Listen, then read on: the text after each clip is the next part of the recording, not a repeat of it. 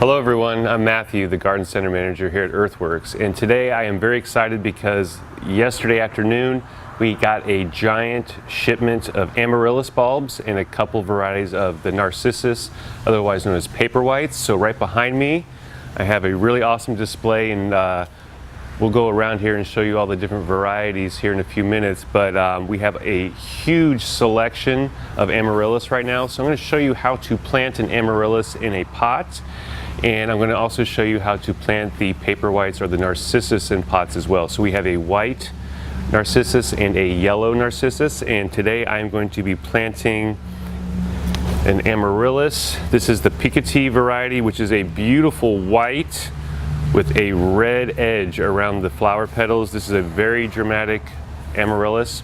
So a little history on Amaryllis. People have been growing Amaryllis for a very long time.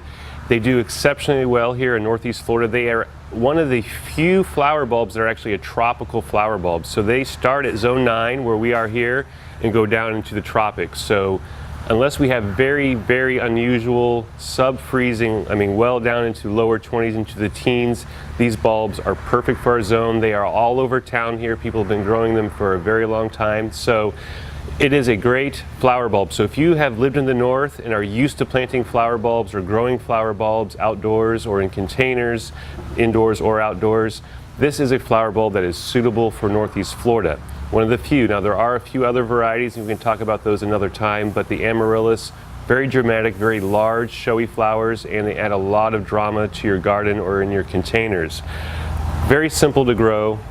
They almost take care of themselves once they're established. So we're going to get started here with the Amaryllis. I picked out a small pot.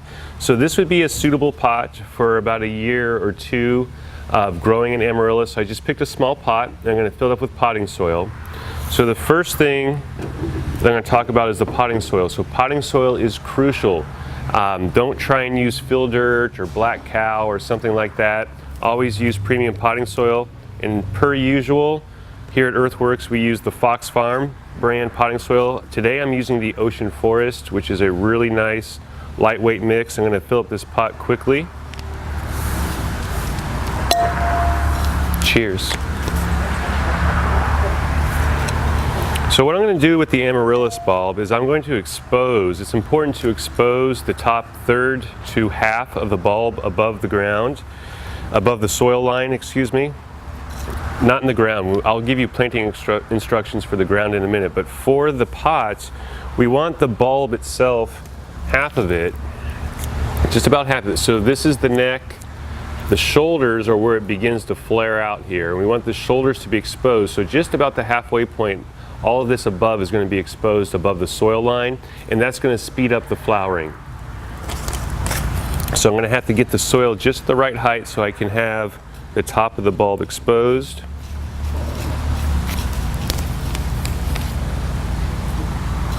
Just about there.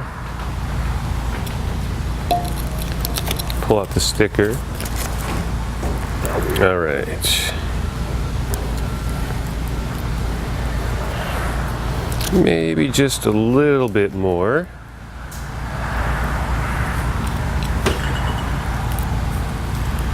All right. So this is a really neat flower. Pure white with red around the margins of the flower petals. So it's going to be really striking. It's got a really subtle stripe of red around the white flower petals, which is really, really cool. So it's good to have a pot that is a little deeper than it is wide for the Amaryllis, so that way it's really bottom heavy and sturdy, because these can get quite tall, just under a couple feet, upwards of 20 inches or so. All right, so you can see here, I'm not going to just compress this a little bit, just lightly. I'm not going to cram the soil down, but I do like to just compress it slightly so that the bulb is nice and secure. But you can see how much of that bulb is exposed. Now the important part here in the beginning is to keep the soil somewhat moist. All right, but you water it infrequently, so you want to water the bulb let it dry out completely pretty much, and then water it again. Now once you see the greenery, the leaves or the flower bud beginning to emerge, you can increase watering a little bit, because that means that the roots are going to be activated as well. They're going to be growing some new roots, and the roots are going to be absorbing moisture. Right now it's still kind of in a dormant phase, but now that I have this in some moist soil, this bag was already moist, it's going to begin triggering the growth process. All right, now we could expect flowering as early as 6 to 8 weeks after planting this. So we'll do a little update video and show you once this is started growing, and then we'll show you the flower once the flower emerges from the flower spike. But that's basically it. So very important, you can keep this outdoors. The sunlight conditions that it prefers is part sun.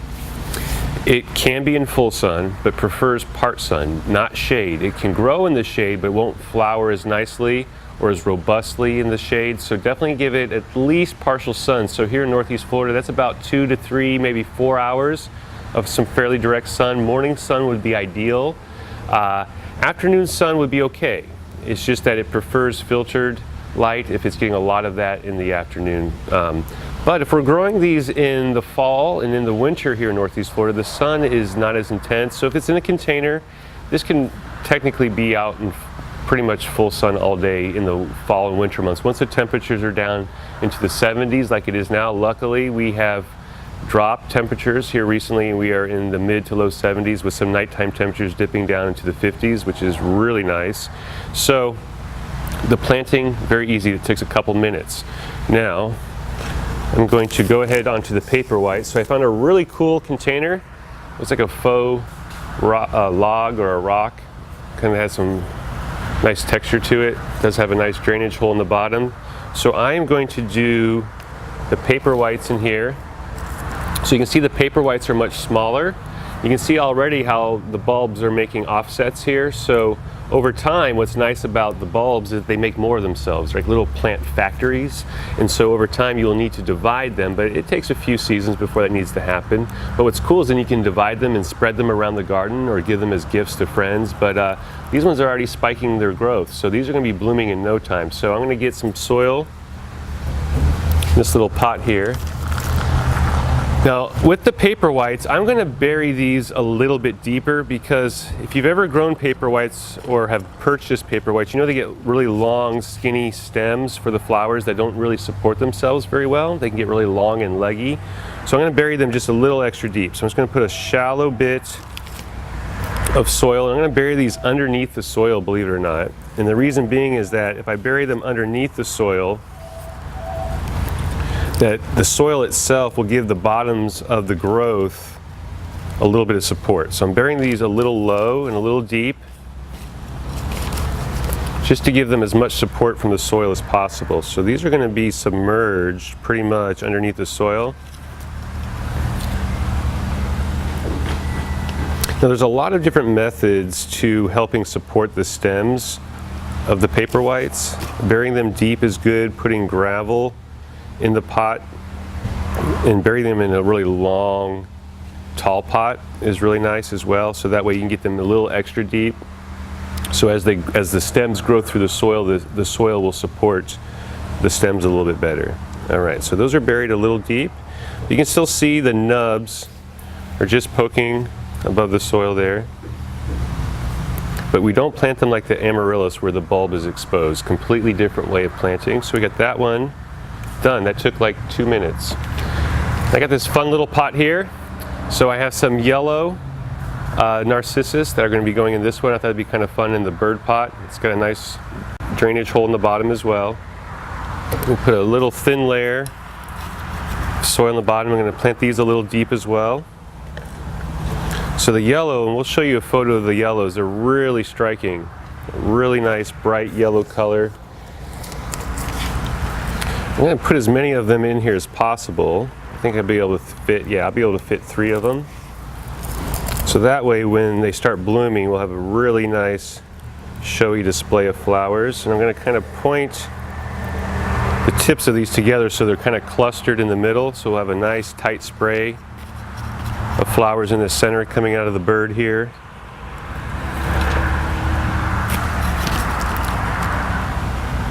Super easy, takes a few minutes. These are great gifts. If you're going over to a dinner party, fun gift to give. And like I said, I mean, it's just going to be maybe a month or so, if that, before these things are blooming, or at least budding up. So it won't be long before whoever you give it to will have some really nice flowers. Just going to pack this soil in gently to support the bulbs.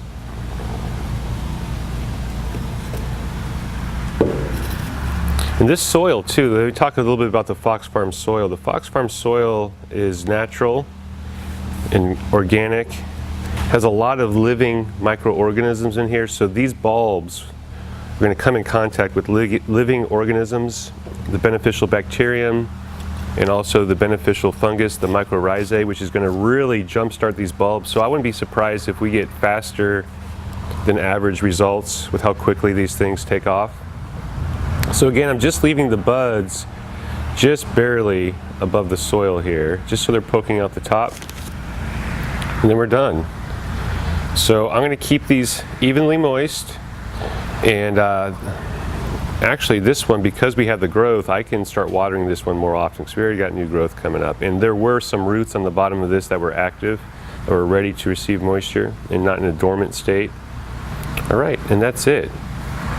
Thanks for watching, and stay with us, because at the end of this video we're going to show you the photos of all the Amaryllis and Narcissus that we have in stock.